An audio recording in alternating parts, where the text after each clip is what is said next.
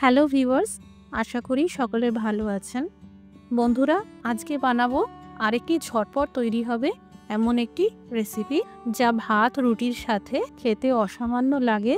নমস্কার, আমি মৌ। আপনারা দেখছেন মৌয়ের সাথে রান্নাবান্না। রেসিপিটি ভালো লাগলে লাইক দিয়ে শেয়ার করে দেবেন। প্রতিদিন এইরকম আরও নতুন নতুন রেসিপি পাওয়ার জন্য আমার চ্যানেলটি সাবস্ক্রাইব করে রাখুন।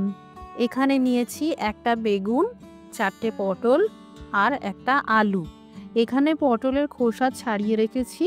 এই রান্নায় পটলটাকে একটু অন্যরকমভাবে কেটে নিতে হয়। পদ্ধতিটা দেখে নিন।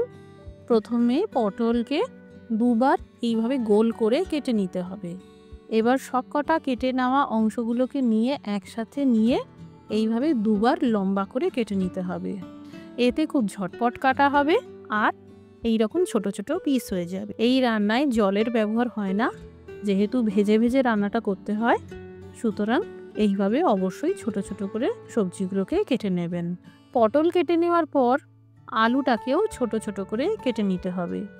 মোটামুটি সব সবজিগুলোকেই এখানে প্রায় সমান সাইজ করে কেটে নিতে হবে। সমান সাইজ করে সবজি কেটে নিলে প্রত্যেকটা সবজি সিদ্ধ হতেও প্রায় একই সময় নেবে।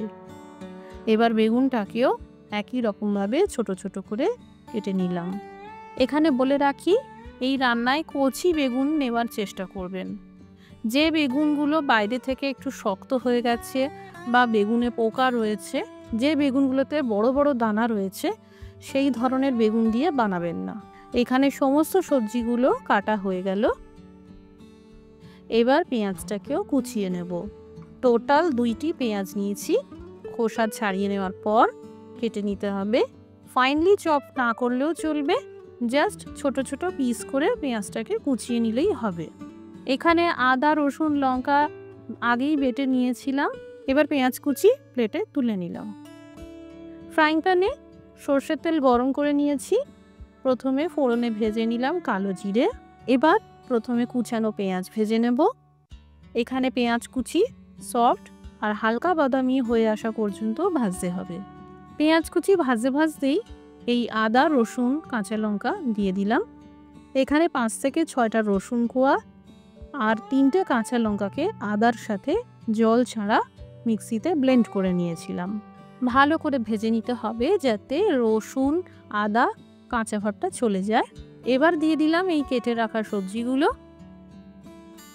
এই রান্নায় সবজি আলাদা করে ভাজার প্রয়োজন নেই, সব একসাথে দিয়ে ভাজলেই হবে। গ্যাসের আঁচটা হাই টু মিডিয়াম ফ্লেম করে সবজিগুলোকে ভাজতে হবে। বেশ 2-3 মিনিট সবজি ভেজে নেওয়ার পর দিয়ে দিলাম স্বাদ মতন লবণ। এই সবজির মধ্যে থাকা জল দিয়েই ভাজার সাথে সাথে সিদ্ধ হবে, সুতরাং কম আঁচে ঢেকে জাস্ট 2-3 মিনিট রান্না করতে হবে। ততক্ষণে এইদিকে রান্নার নেক্সট স্টেপে চলে যাব। এখানে নিয়েছি মাছের ডিম। এই মাছের ডিমে দিয়ে দিলাম 1 চা চামচ হলুদ গুঁড়ো, সামান্য করে সন্ধক লবণ, 1 চা চামচ ঝাল লঙ্কার গুঁড়ো। এবার ভালো করে মেখে নেব। আপনারা চাইলে হাত দিয়ে মেখে নিতে পারেন, আমি এটা কাঁটা চামচের সাহায্যে ভালো করে মিশিয়ে নিচ্ছি। এখানে কিছু পরিমাণ ধনেপাতাকে কুচিয়ে নিলাম আর এই মাছের ডিমের মিশ্রণে দিয়ে দিলাম। আবারও ভালো করে মিশিয়ে নিলাম। এদিকে সবজিগুলো প্রায় 90% সিদ্ধ হয়ে গেছে। এবার এই মাছের ডিমের মিশ্রণটা আস্তে করে ঢেলে দিলাম। এবার বেশ ভালো করে ভাজা ভাজা করে নিতে হবে। কিছুক্ষণ পরে দেখবেন মাছের ডিম ভাজতে ভাজতে শুকনো হয়ে যাচ্ছে আর অনেকটা পোস্তর দানার মতন দেখাচ্ছে। খুব ভালো করে সবজির সাথে এই মাছের ডিম ভাজার পর কম আঁচে ঢেকে আরও 2 মিনিট রান্না করব। তৈরি হয়ে গেল ভাজা ভাজা মাছের ডিমের চচ্চড়ি। আলু বেগুন পটল দিয়ে। মাছের ডিম বাজারে সহজেই অ্যাভেলেবেল থাকে, পেয়ে যাবেন। একবার এই রান্নাটা এইভাবে বানাবেন, অপূর্ব স্বাদ হয়। বাড়িতে বানালে কমেন্ট করে জানাতে পারেন কেমন তৈরি হলো। রেসিপিটি দেখার জন্য অসংখ্য ধন্যবাদ। সবাই ভালো থাকুন, সুস্থ থাকুন।